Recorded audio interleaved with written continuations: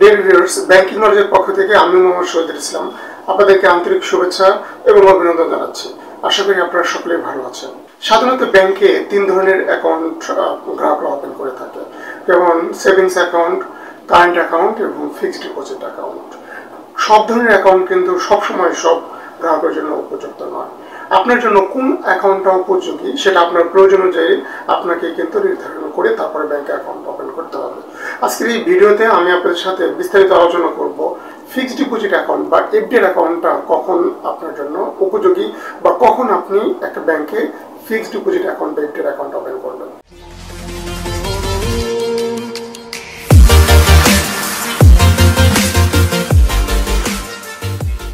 প্রিয় বন্ধুরা, fixed deposit account মানে যে অ্যাকাউন্টে শুধুমাত্র যখন অ্যাকাউন্ট ওপেন করবেন ঠিক তখনই আপনি টাকা জমা দেবেন এবং একটা নির্দিষ্ট মেয়াদ পরে ওই অ্যাকাউন্টের টাকাটা আপনি যে অ্যাকাউন্টে জমা দিলেন সেই অ্যাকাউন্টটা ক্লোজ করে তারপরে আপনি সেই অ্যাকাউন্ট থেকে টাকা উত্তোলন করতে পারবেন। এ ধরনের অ্যাকাউন্টকে ফিক্সড ডিপোজিট বা স্থায়ী আমানত অ্যাকাউন্ট বলে। তার মানে স্থায়ী আমানত অ্যাকাউন্টে শুধুমাত্র একবারই টাকা জমা দেওয়া যায় এবং ম্যাচুরিটি শেষে বা নির্ধারিত মেয়াদ শেষে ওই অ্যাকাউন্টটাকে ক্লোজ করে দিয়ে তারপরে ওই অ্যাকাউন্ট থেকে টাকা উত্তোলন করে নিতে হয়। তাই ফিক্সড ডিপোজিট আপনি তখনই ওপেন করবেন যখন আপনার হাতে বড় অ্যামাউন্টের টাকা আইডিয়াল পড়ে থাকবে এবং সেই টাকাটা একটা নির্দিষ্ট সময় পর্যন্ত আপনার দরকার হবে না, তখনই শুধুমাত্র আপনি ব্যাংকে একটা স্থায়ী আমানত অ্যাকাউন্ট বা এফডি অ্যাকাউন্ট ওপেন করতে পারেন।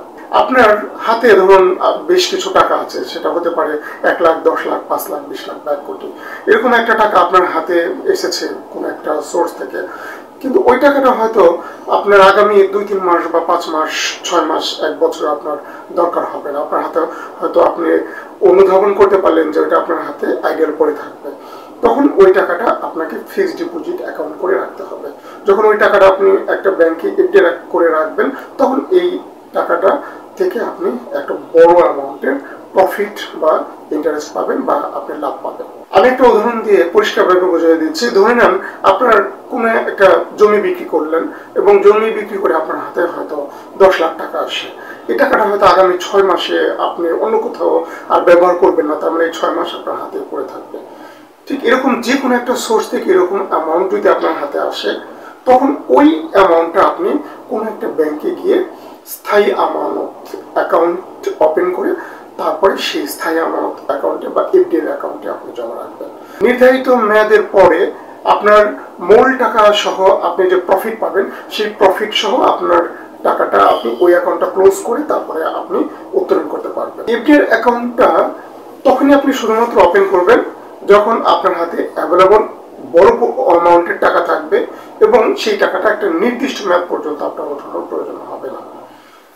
আপনার হাতে হয়তো অনেক টাকা আছে, সেটা হতে পারে 1 কোটি, 2 কোটি, এরকম একটা বড় অ্যামাউন্ট আছে, কিন্তু সেই টাকাটা হয়তো আপনার 1 মাসের কম সময়ের মধ্যে আপনার অন্য একটা জায়গায় আবার দরকার হবে। সেক্ষেত্রে আপনার হাতে এত বড় একটা অ্যামাউন্ট থাকলেও এই অ্যামাউন্ট দিয়ে কিন্তু আপনি এফডি ওপেন করে বেনিফিটেড হবেন না বা আপনার এফডি করাটা ঠিক হবে না। আবার অনেক সময় হতে পারে যে আপনার অ্যাকাউন্টে হয়তো 5,000 টাকা আছে, সেটা তো আগামী 5 বছরও আপনার দরকার হবে না, তাহলে এই 5,000 টাকা দিয়েও কিন্তু আপনি কোনো ব্যাংকে এফডি করতে পারবেন না যদি এই 5,000 টাকা আপনার লং টার্ম আপনার কাছে পড়ে আছে বা পড়ে থাকতে আপনি যখন বুঝতে পারলেন, তারপরেও কিন্তু এই 5,000 টাকা দিয়ে আপনি এফডি করতে পারবেন না। কেননা আমাদের দেশে সাধারণত তফসিলি ব্যাংকগুলো 10,000 টাকা বা কোনো কোনো ব্যাংকে 50,000 টাকার নিচে কোনো এফডিআর করে না। অনেকদিন পরে থাকলেও অল্প টাকার এফডিআর কিন্তু আপনি করতে পারবেন না। আবার অনেক বেশি টাকা কিন্তু আপনার হাতে যখন 1 মাস কম সময়ের জন্য পড়ে থাকবে তখন ওই টাকা দিয়েও কিন্তু আপনি এফডিআর করতে পারবেন না। তাহলে আমরা পরিষ্কারভাবে বুঝতে পারলাম যে যখন বড় অ্যামাউন্ট, সেটা বড় অ্যামাউন্ট বলতে মিনিমাম ধরেন 10,000 বা 50,000-এর উপরে যত হোক না কেন, এমন কোনো অ্যামাউন্ট মিনিমাম আপনি 1 মাসের মধ্যে উত্তোলন করার প্রয়োজন হবে না বা আপনার দরকার হবে না। সেই ক্ষেত্রে শুধুমাত্র আপনি ফিক্সড ডিপোজিট অ্যাকাউন্ট বা এফডি অ্যাকাউন্ট ওপেন করে তারপর টাকা জমা রাখতে পারেন। আমরা জানি এফডি অ্যাকাউন্ট থেকে যখন আপনি টাকাটা উত্তোলন করবেন তখন আপনার ওই ফিক্সড ডিপোজিট অ্যাকাউন্ট বা এফডি অ্যাকাউন্টটাকে ক্লোজ করে দিয়ে বা বন্ধ করে দিয়ে তারপরে ওই অ্যাকাউন্ট থেকে ওই এফডি অ্যাকাউন্ট থেকে টাকা উত্তোলন করতে হয়।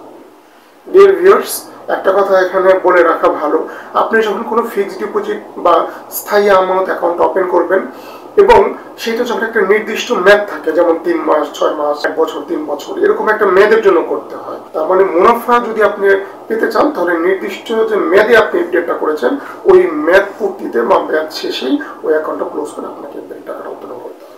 ডিয়ার ভিউয়ার্স, আশা করি ভিডিওটা ভালো লেগেছে। যদি ভিডিওটা ভালো লেগে থাকে তাহলে ব্যাংকিং রিলেটেড নিত্য নতুন ভিডিও পেতে আমার চ্যানেলটাকে সাবস্ক্রাইব করবেন এবং আপনার বন্ধু বান্ধব এবং আত্মীয় স্বজনের মাঝে আমার ভিডিওটা শেয়ার করবেন। পরবর্তী ভিডিও দেখার আমন্ত্রণ জানিয়ে আজকের মতো এখানে বিদায় নিচ্ছি।